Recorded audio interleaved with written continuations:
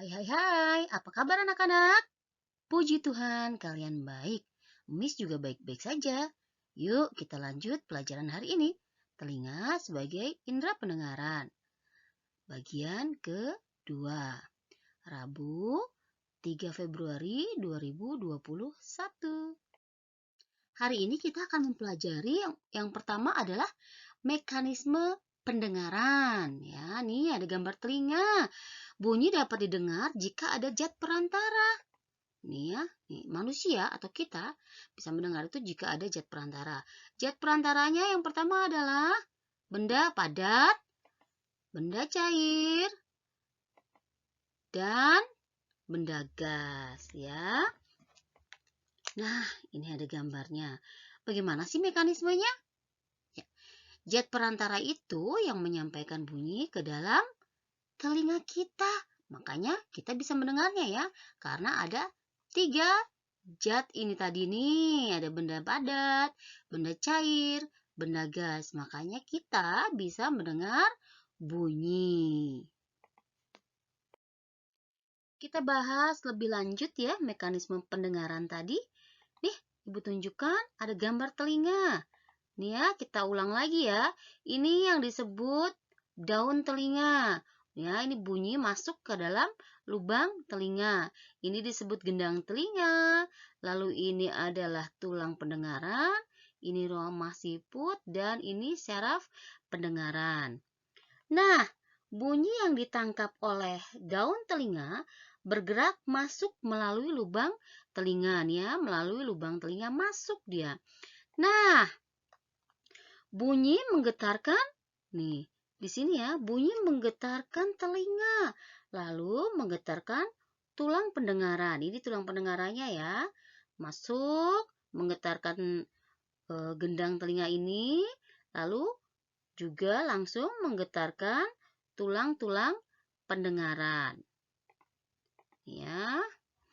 Lalu selanjutnya ya, getaran-getaran tadi dimasukkan ke rumah siput ya. Getaran tadi dimasukkan ke rumah siput ya. Dan getaran diubah menjadi sinyal yang diteruskan ke otak oleh saraf pendengaran. Mana ya saraf pendengaran? Nih, ini ya, oleh saraf pendengaran diteruskan ke ke otak oleh saraf pendengaran tadi ya. Nah, berikutnya adalah yang terakhir apa ya? Kira-kira Bu bagaimana? Iya, otak mengolahnya sehingga kita dapat mendengar. Kita lanjut pada pembelajaran gangguan pendengaran. Nah, tahu nggak anak-anak? Kalau kamu nih, kita tidak menjaga kesehatan dan kebersihan telinga kita nggak merawat telinga kita dengan baik, itu bisa menyebabkan gangguan pada pendengaran kita loh.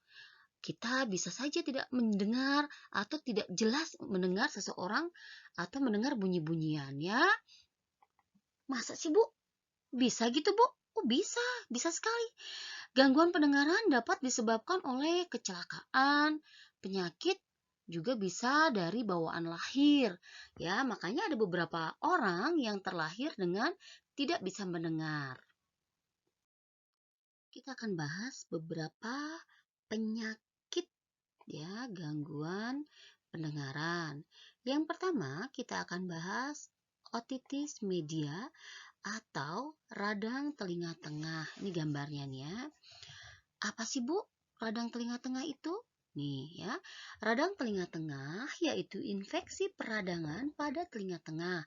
Infeksi bakteri dan virus dapat menyebabkan munculnya nanah pada liang telinga kita atau lubang telinga kita. Ciri-cirinya gimana Bu? Gejalanya gimana? Gejalanya yaitu nyeri pada telinga, berkurangnya daya pendengaran, jadi kalian mulai susah mendengar ya. Lalu hingga robeknya gendang telinga. Hati-hati, kalau sudah robek di gendang telinga itu wah sakit sekali ya. Ya. Lalu penyakit yang kedua kita akan bahas yaitu otosklerosis ya. Otosklerosis. Ini gambarnya, lihat ya. yaitu ya terjadinya kelainan pada pertumbuhan tulang-tulang pendengaran. Akibatnya, ya, tulang-tulang pendengaran ini tidak dapat menghantarkan bunyi. Makanya kita tidak bisa mendengar dengan baik ya. Jadi orang-orang yang memiliki penyakit ini bisa tidak mendengar dengan baik atau sama sekali tidak bisa mendengar ya. Karena ini tulang-tulang pendengaran ini tidak dapat menghantarkan bunyi ke dalam telinga ya. Untuk itu, tadi Ibu sudah bilang kan, bahwa kita perlu loh merawat telinga kita.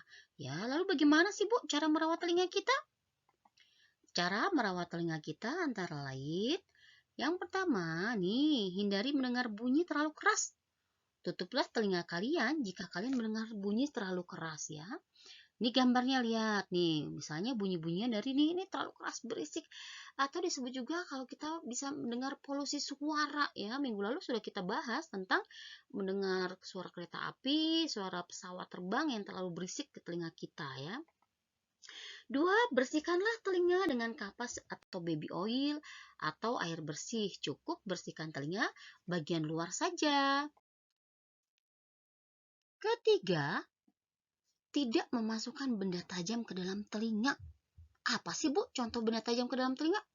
Bisa macam-macam ya, bukan tajam itu bukan berarti hanya pisau atau gunting ya.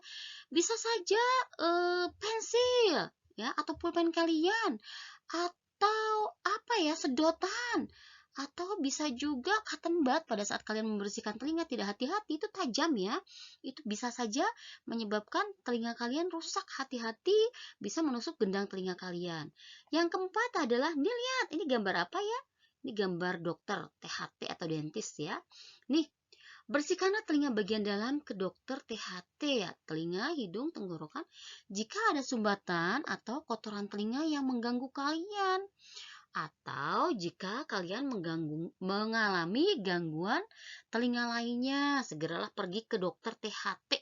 Misalnya kalian sudah merasa gerubuk-gerubuk dalam telinga atau merasa nyeri dalam telinga, nggak usah dikorek-korek sendiri ya, langsung saja periksakan ke dokter THT. Nah, demikian pembelajaran kita hari ini. Ingat, tetaplah miliki semangat belajar yang tinggi, sekalipun kalian BDR.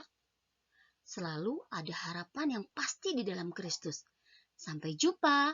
God bless you.